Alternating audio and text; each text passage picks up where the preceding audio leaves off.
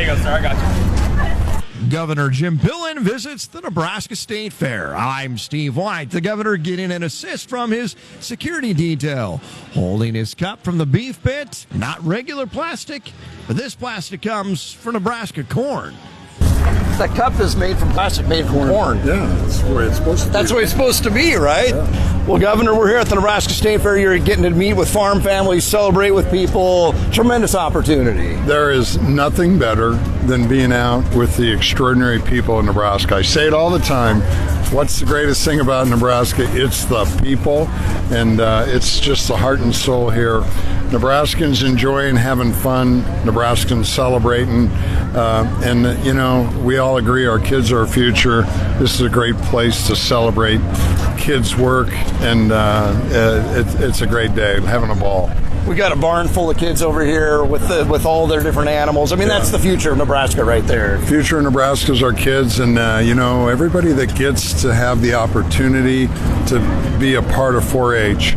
I don't care what community, heart and soul of anywhere in our metropolitan communities or rural, 4-H, whether you do livestock exhibits, learn speech, you learn leadership characteristics, you get access to your first professors, you don't have to go to college, but you develop skill sets. It sets our kids in a whole different world, and where they can have impacts for 7 generations. And does anybody stop you along the way and say, "Hey, Governor, what are you going to do about my property tax this year?" Of course. That, you know, I just had people say, "Governor, thank you for not giving up on property tax." I get that all the time, and we're not giving up. We've made some progress, but sure not satisfied, not even pleased. We'll keep working. We're working hard to get 33 people to see the plan the same way, and we're never going to give up, and we're going to make progress at it. Well, and you've got this task force. I was looking at the school funding side of it. Yep. That's a big part of it, right? Well, it's a big part because the biggest solution, the highest piece of our property tax, goes to K-12 education. We educate our children, ending poverty in Nebraska. Education's a key piece. Business leaders and farmers and ranchers play a role as well, but K-12 education is important. We got to get it off property tax. We have to have the state fund K-12, not run K-12, fund it. And the way we're going to do that is we have to have a broad sales tax. The people that think putting a sales tax back in play, we've done 120 exemptions. That is not a tax increase. We've been living, these have not been tax decreases, they've been tax shifts. We have to fix the problem. We're the 3rd highest property tax in the country. We have to fix it. People should not have to pay for their home twice, for crying out loud. I know you're a pork guy, but you just had some Nebraska beef here. How was that? The Nebraska beef, and it was really cool. I saw a bunch of young folks serving. All the counties take turns from Platte County and Columbus, and I had a prime rib, and it's hard to believe a prime rib sandwich can melt in your mouth, but mine did. It was off the charts.